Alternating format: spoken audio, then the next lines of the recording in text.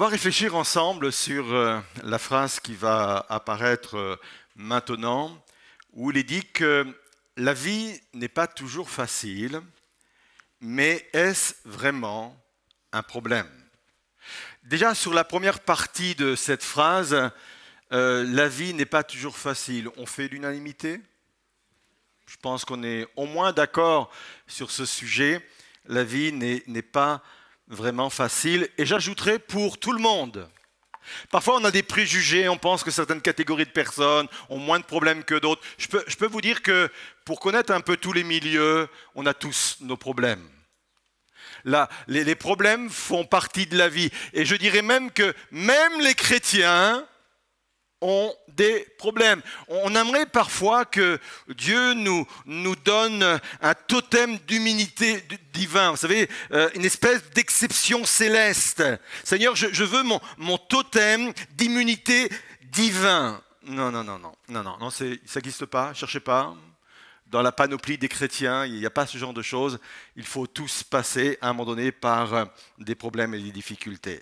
Job va le dire au chapitre 7, verset 1, il le dit de cette façon, « La vie est rude pour les hommes de la terre. Ne vous sentez pas exclus, mesdames. » Le mot « homme » ici, c'est un mot générique pour parler de l'humanité. La vie est rude pour toute l'humanité. Et il va même plus loin. Ils ont la condition d'un forcené, d'un travailleur de force. Vous avez remarqué que quand un bébé arrive au monde, il n'arrive pas avec le sourire. Hein. Il arrive en pleurant. Lui, il sait déjà que ça va être compliqué. La première chose qu'il fait, la première chose qu'il dit, c'est « je pleure ». Déjà d'avoir quitté le ventre de sa mère, parce que c'est très confortable, c'est rassurant pour lui. Et d'un seul coup, là, il se retrouve confronté à la réalité de la vie. Il pleure. Et j'aimerais lui dire que ce n'est que le début, malheureusement. Parce que la vie est faite ainsi. Chaque jour a son lot d'obstacles, chaque jour a son lot d'adversité, chaque jour a son lot de défis. Même pour certains, la journée commence par le défi de devoir se lever. Ça vous parle? Je pense que ça parle à certains. Je ne vais pas dénoncer, mais je sais que ça parle à certains. Il nous faut composer avec les difficultés, il nous faut composer avec les imprévus, il faut même parfois composer avec des drames. J'aimerais vous dire que ce n'était pas le plan original de Dieu. Quand on lit les premiers chapitres de la Genèse, on s'aperçoit que Dieu avait un autre plan pour l'humanité. Mais l'homme a décidé, encore une fois l'humanité, a décidé de s'émanciper de Dieu et de conduire lui-même sa vie. Et on pourrait en vouloir à Adam et Ève en disant « Mais qu'est-ce que vous avez fait? Dans quelle galère vous nous avez mis ?» J'aimerais vous dire que Adam et Ève ont leurs responsabilités, mais nous avons nous aussi nos responsabilités. Parce qu'on a continué à faire ce choix-là, de dire « Non, moi je suis assez grand pour vivre sans Dieu. Je veux m'émanciper de Dieu. On est assez grand pour cela. » J'aimerais également ajouter que ce n'est pas parce que la vie est difficile qu'elle ne vaut pas la peine d'être vécue. Moi, je trouve que la vie est passionnante, la vie est intéressante, et elle devient de plus en plus passionnante et intéressante quand on découvre pourquoi nous sommes ici-bas. Elle devient de plus en plus passionnante et intéressante quand on comprend quelle est notre destinée, ce pourquoi Dieu nous a créés et là où il veut nous conduire.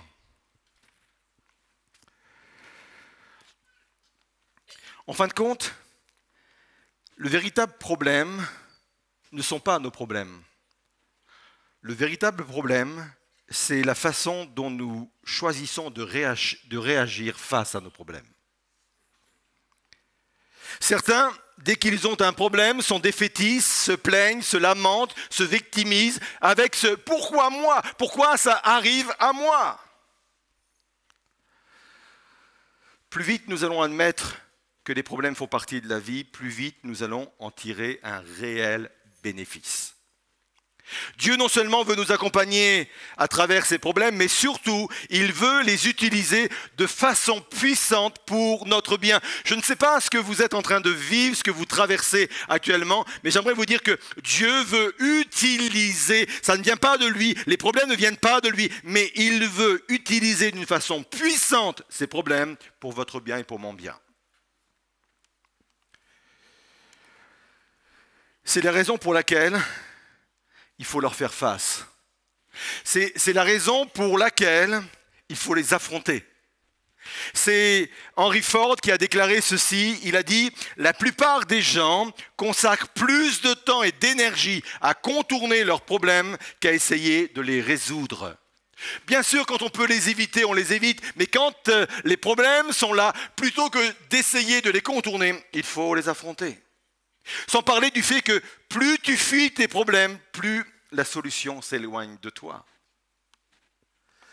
Moi, la vie m'a appris que un problème, quand il n'est pas géré, on le retrouve un peu plus loin. Vous vous souvenez dans l'Ancien Testament, quand Moïse a vu à un moment donné un Égyptien battre un Hébreu, il est allé vers l'Égyptien et la Bible nous dit qu'il l'a tué. Et il a caché son problème, il a caché sa faute en mettant l'Égyptien dans le sable, nous dit l'Écriture. Sauf qu'un corps dans un sable, ça remonte.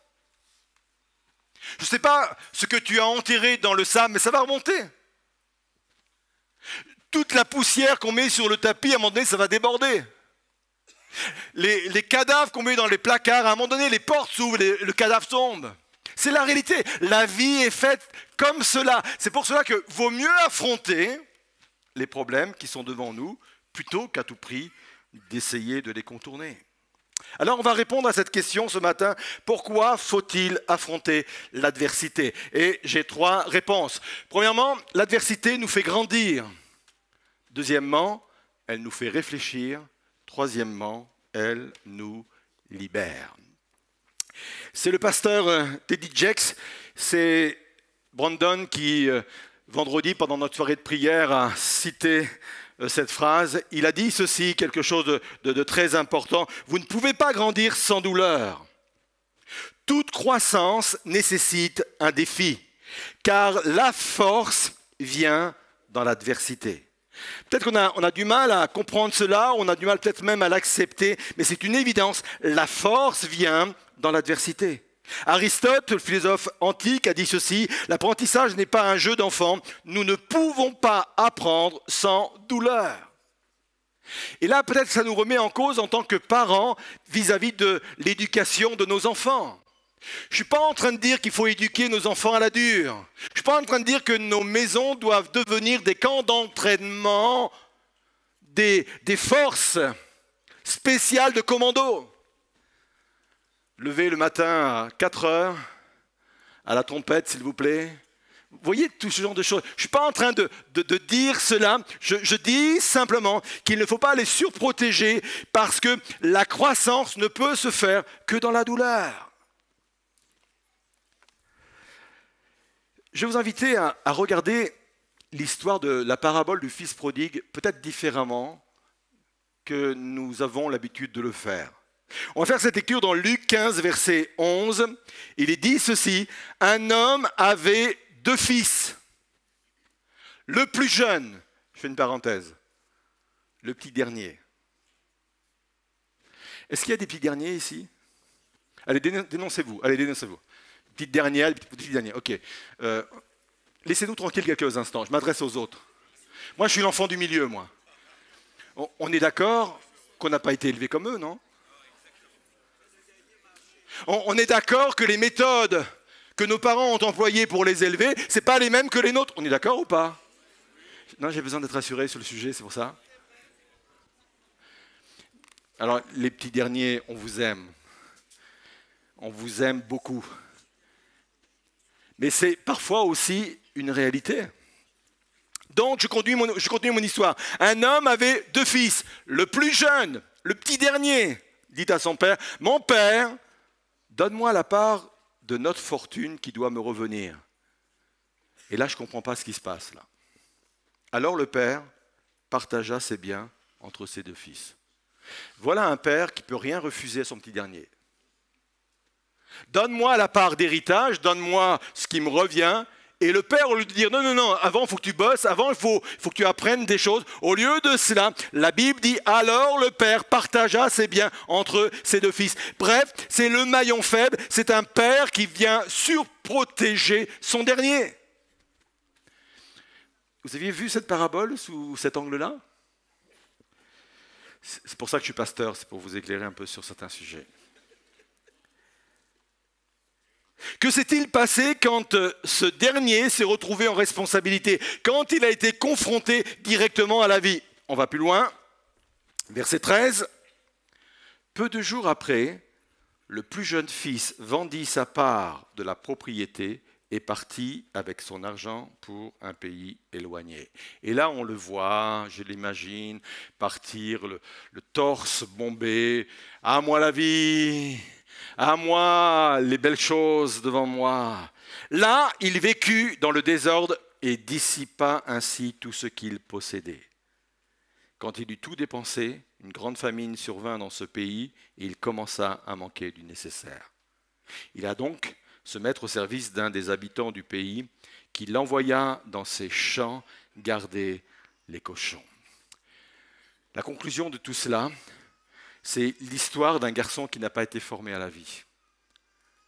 La conclusion de tout cela, c'est un jeune homme qui va vivre un crash test en direct, qui va se prendre le mur de la vie en direct parce qu'il n'a pas été formé, parce qu'il n'a pas été préparé, il a été mis devant des responsabilités, il a dû gérer des choses pour lesquelles il n'avait pas été préparé, pour lesquelles il n'avait pas grandi. Jeudi dernier, nous étions réunis avec les entrepreneurs de l'Église. J'étais l'intervenant et je parlais d'un auteur qui s'appelle Denis Peacock, qui a écrit un livre merveilleux. Et lui, il fait la différence entre la fortune et la richesse.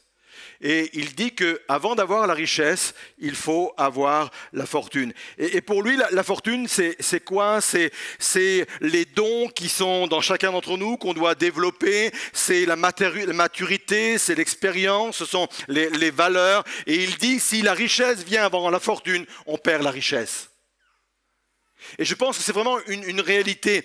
Avant d'affronter la vie, il faut que nous ayons grandi intérieurement, il faut que nous ayons même grandi intellectuellement, il faut vraiment que nous ayons été habitués à la vie. C'est nécessaire. La vie n'est pas toujours facile, mais les épreuves de la vie sont là pour me faire grandir.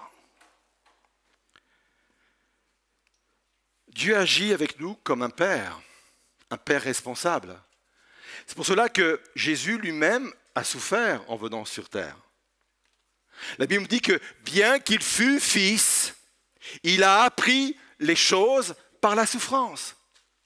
Jésus est entré dans le ministère à l'âge de 30 ans et on se dit, mais qu'est-ce qui s'est passé avant? Parce que la Bible dit très peu de choses sur l'enfance, l'adolescence et la jeunesse de Jésus. Et on se dit, mais qu'est-ce qu'il a fait? Et parfois on s'imagine que Jésus était dans un coin, sagement, en train de méditer la Torah et en train de prier toute la journée. Non, Jésus était en compagnie de son père adoptif, Joseph, et on sait que Joseph était charpentier et Jésus travaillait le bois avec Joseph.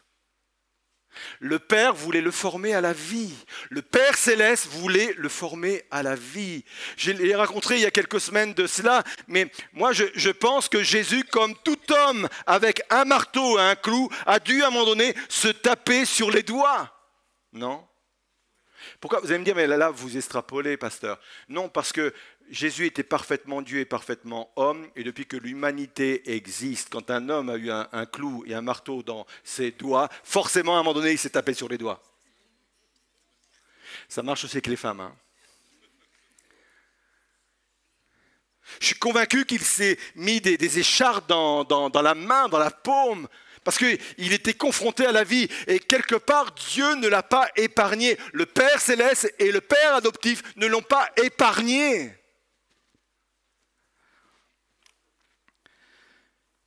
Les problèmes sont la préparation au succès. Les problèmes sont l'atelier où se prépare la réussite. Quand je lis la Bible et quand je vois des personnages comme Abraham, comme Moïse, comme David, comme Joseph, si je m'arrête sur leur histoire, à chaque fois je regarde leur parcours et je remarque qu'avant d'être à la lumière, avant d'être dans une position d'autorité, à chaque fois Dieu les a préparés par des problèmes, par des difficultés, par des défis à relever, à chaque fois, parce que les défis nous font grandir. Je ne dis pas qu'il faut courir au-devant, mais je dis que quand les défis sont là, il ne faut pas les contourner. Et surtout, il faut les envisager comme Dieu est au contrôle et il va s'en servir pour me faire grandir. Deuxièmement, l'adversité nous fait réfléchir. Premièrement, donc, elle nous fait grandir. Deuxièmement, elle nous fait réfléchir.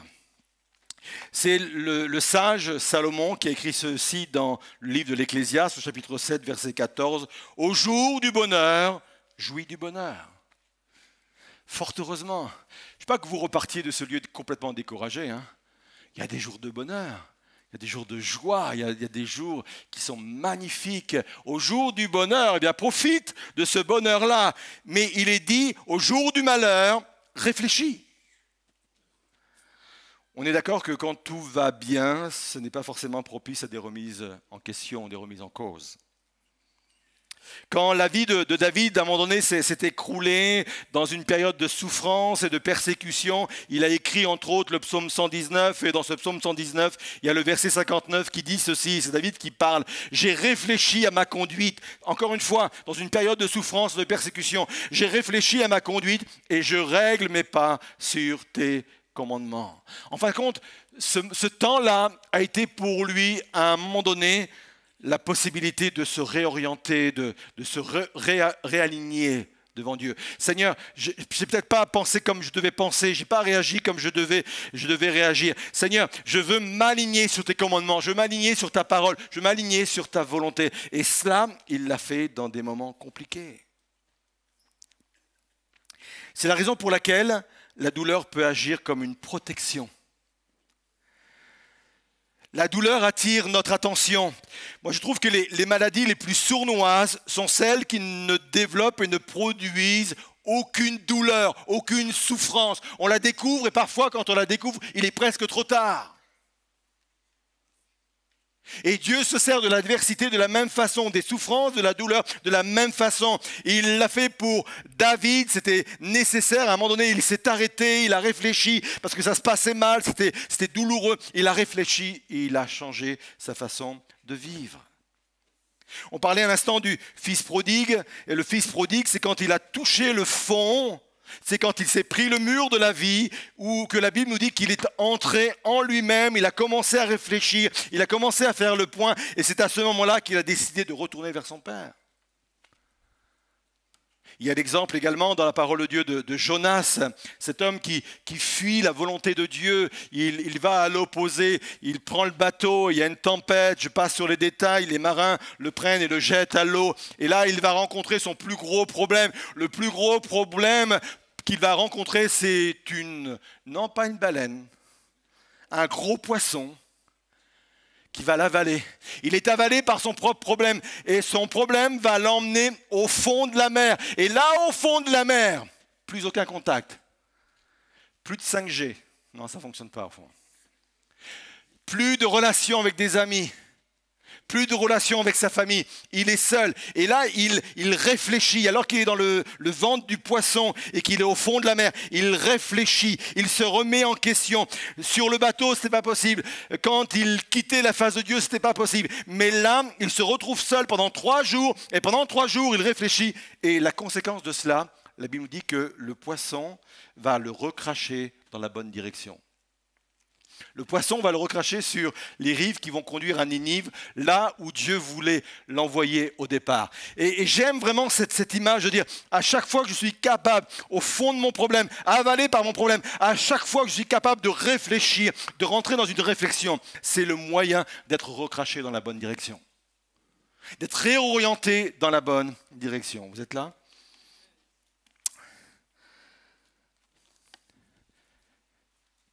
Que nous apporte l'adversité? Premièrement, elle nous fait grandir. Deuxièmement, elle nous fait réfléchir.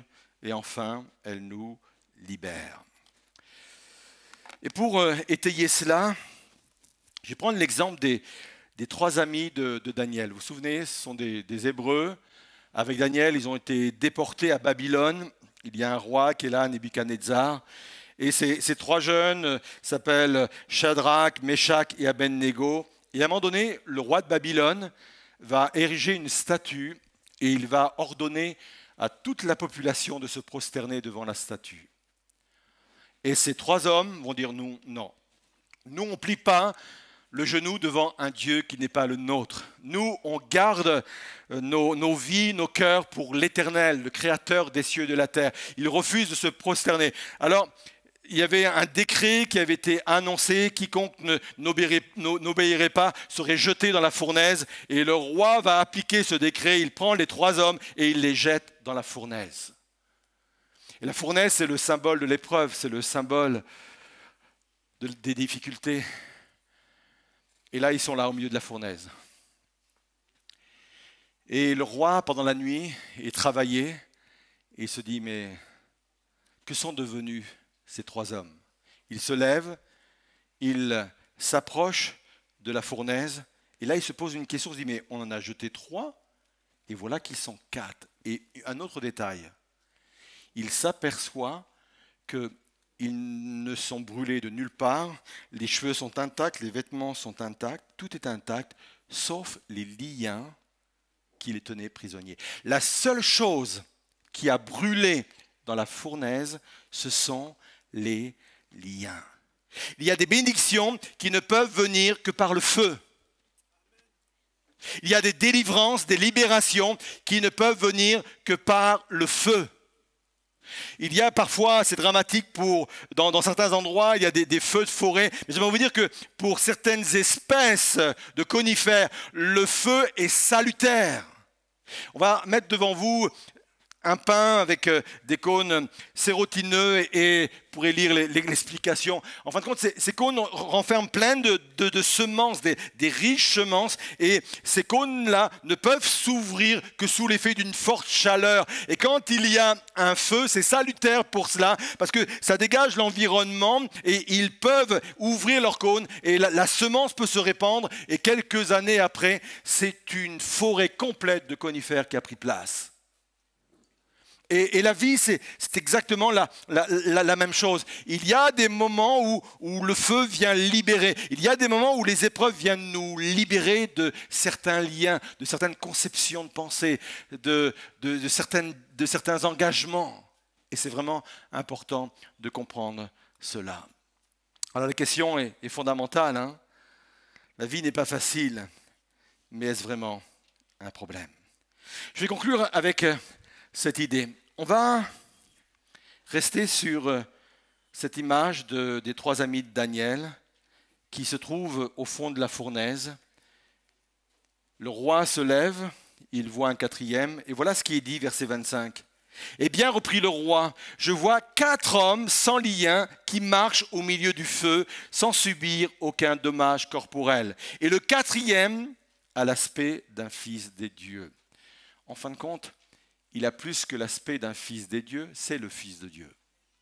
Dans l'Ancien Testament, il y a ce qu'on appelle les théophanies. Ce sont des apparitions de Jésus avant de venir sur la terre. C'est le Fils de Dieu qui apparaît dans plusieurs événements de la vie. Et là, c'est le cas. C'est Jésus qui se trouve lui-même avec la fournaise.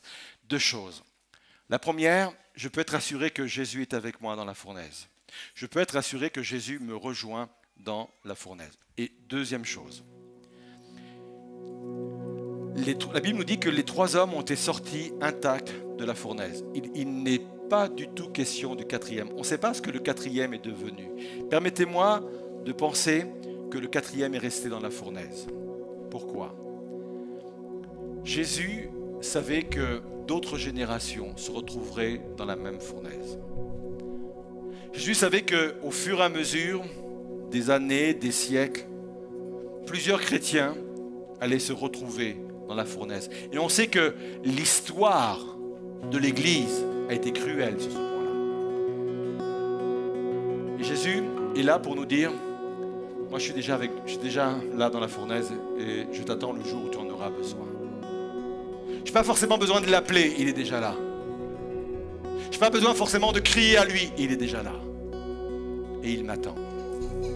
Et je voudrais quand même ce matin qu'on puisse vivre la réalité de cette présence tangible de Jésus au sein de mon épreuve, au sein de ma difficulté, au sein de mes problèmes. Je voudrais vous inviter à vous lever à votre place et on va rester encore quelques instants ensemble.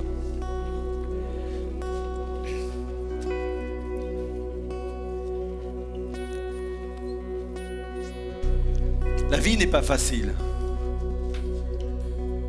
Je ne suis pas en train d'idéaliser les problèmes. Je ne suis pas en train de dire que c'est pas grave. Je ne suis pas en train de dire qu'il n'y a que des bons côtés. Mais je suis en train de dire que Dieu a forcément un plan pour se servir de mes problèmes d'une façon puissante afin de les convertir en bien. Ce que Joseph avait dit à ses frères, vous aviez projeté de me faire du mal et Dieu l'a transformé en bien.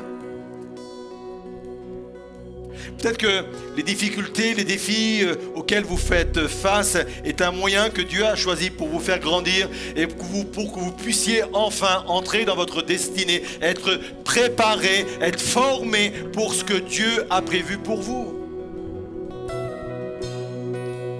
Peut-être que ce moment est un temps pour vous amener, vous conduire à la réflexion. Peut-être que c'est le moment un peu comme Jonas, de faire une parenthèse, vous mettre à part peut-être du bruit du monde, du bruit de la ville et d'être avec Dieu et de commencer à réfléchir. Je veux réfléchir sur ma situation. Je veux réfléchir, Seigneur, pour être peut-être tout à nouveau réorienté, Seigneur, dans ma vie. Jonas partait dans une mauvaise direction. Et le fait qu'il a été gobé, avalé par son problème, lui a permis d'être réorienté dans la bonne direction. Ne pensez pas que les problèmes sont là pour nous anéantir, sont là pour nous détruire. Et les problèmes sont là également pour nous réorienter dans la vie. Peut-être que c'est un moyen également de vivre une nouvelle délivrance. Le feu est capable de me libérer de certains liens. L'épreuve est capable de me purifier. Vivons cette réalité de cette façon-là. Et si ce matin, dans ce lieu et chez vous, chers internautes, il y a comme quelque chose qui est en résonance avec ce qu'on a partagé et que vous sentez le besoin de vivre quelque chose au sein de peut-être votre épreuve avec Dieu, peut-être sentir davantage la présence de Dieu, peut-être comprendre davantage pourquoi vous vivez cela, peut-être, Seigneur Jésus, donne-moi la force aussi de surmonter cela. Si ce message est en résonance avec votre vie, je voudrais prendre un temps où je vais prier avec vous, je vais prier pour vous, en vous invitant à sortir de vos rangs et à venir sur le devant, vraiment sur le devant de l'estrade. Et pendant que vous vous approchez, on va chanter ce chant qui dit que ma confiance est en l'Éternel, ma confiance est en lui. Et on va vivre cette réalité, on va prier ensemble pour que Dieu puisse vous bénir. Approchez-vous, on va vivre cette réalité.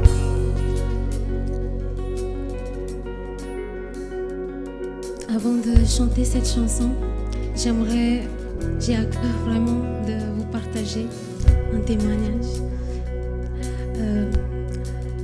Du coup, en 2018, j'ai perdu ma mère, avec qui je suis venue en France. C'était toute ma vie et elle est partie. Elle était malade et elle n'était pas guérie. Et elle est décédée et je ne comprenais pas pourquoi. 2 ans après, j'ai reçu de la préfecture une obligation de quitter la territoire française. Et je ne comprenais pas. Mais Seigneur, j'ai travaillé, j'ai fait mes études. Pourquoi ça m'arrive? Je ne comprends pas du tout ce qui m'arrive, Seigneur. Alors que j'étais au fond du trou. C'est vraiment là que j'ai vu la main de Dieu agir. Il a ouvert toutes les portes. Ce qui était fermé, c'était ouvert. Les fenêtres, il a touché les gens pour m'aider. Et me voilà encore aujourd'hui en France en train de louer son nom. C'est parce qu'il est fidèle. C'est parce que c'est un bon Dieu. C'est un Dieu qui est grand. Rien ne limite notre Dieu. Alors chantez cette chanson avec moi. Si la lune me glace et le soleil menace, créateur des étoiles, mon secours est en toi. Si mes larmes m'essaient et que mon pas chancelle, créateur de la terre, mon secours est en toi. Je lève les yeux. Je lève les yeux vers les hauts sommets. Toi seul est mon Dieu.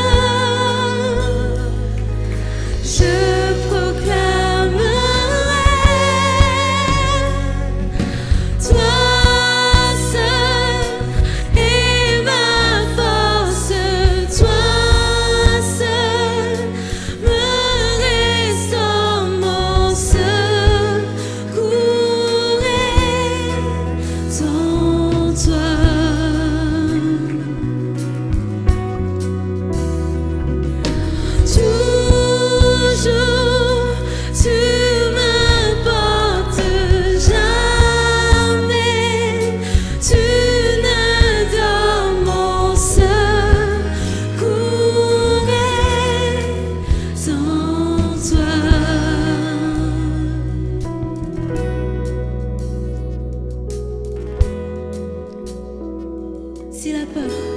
si la peur m'envahit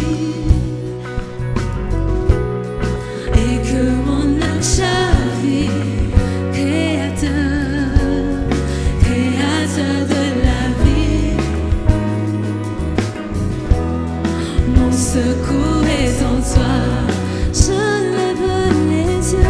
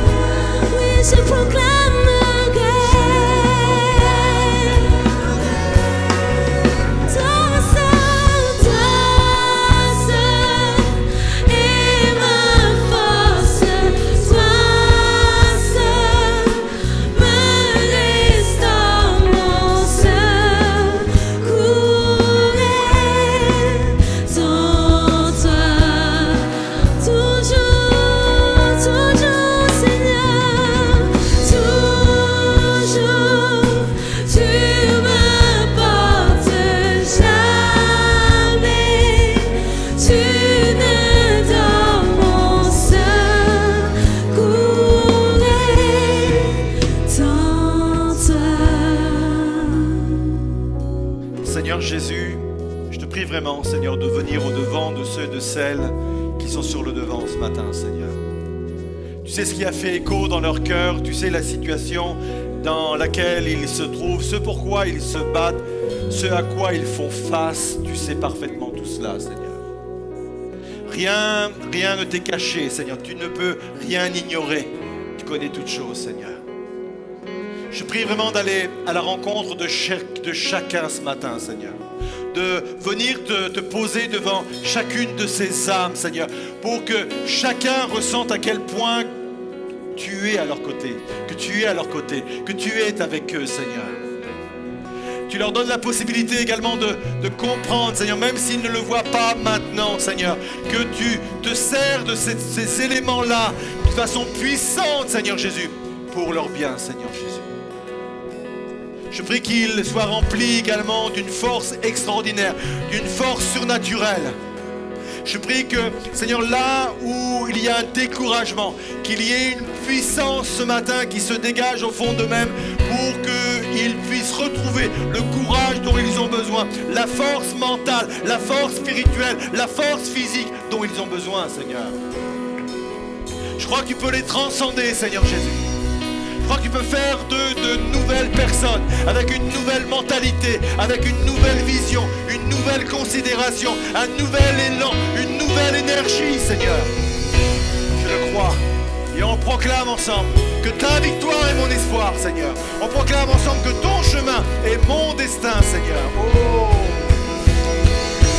Ta victoire, mon espoir, ton chemin, mon destin, ton salut, mon refuge, tout est en toi. Ta victoire, mon espoir, ton chemin, mon destin, ton salut, mon refuge, tout est ta victoire, mon espoir, ton chemin, mon destin, ton salut, mon refuge, tout est ta victoire. Mon espoir, ton chemin, mon destin, ton salut, mon refuge, tout est en toi. Seigneur, je crois que ta victoire vient me donner espoir maintenant, Seigneur. D'ailleurs, mon espoir, c'est envisager ta victoire, Seigneur. Je comprends ce matin, Seigneur, que le chemin par lequel je passe, c'est en réalité un chemin qui me conduit vers ma destinée, vers mon destin, vers ce que tu as prévu pour moi, Seigneur. Je ne vais pas simplement m'arrêter à ce que je vis, je ne vais pas simplement considérer uniquement ce que je vis, je ne vais pas simplement m'enfermer dans le présent, mais je veux envisager l'avenir avec un présent que toi tu maîtrises parfaitement. Tu es au contrôle de mon présent, Seigneur. Tu es au contrôle de ce que je vis pour me conduire et me projeter, peut-être même me réorienter, Seigneur, vers ma véritable destinée. Tu le fais à nouveau. Alors on le proclame à nouveau au niveau du chant. Oh,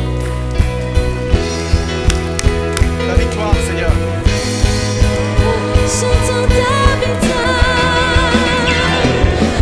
victoire, mon espoir, ton chemin, mon destin, ton salut, mon refuge, tout est en toi. Ta victoire, mon espoir, ton chemin, mon destin, ton salut, mon refuge, tout est ta victoire, ta victoire, mon espoir, ton chemin, mon destin, ton salut, mon refuge, tout est ta victoire. Mon espoir, ton chemin, mon destin, ton salut, mon refuge, tout est en toi. Alléluia. Amen. Je vais reprendre le chemin de votre place. On va reprendre uniquement le moment où on dit au Seigneur qu'on lui fait confiance. On s'attend à lui, c'est notre espoir, c'est notre attente. Il est vraiment là pour vraiment venir aux côtés de nous et nous rassurer et nous donner la force dont on a besoin. Amen.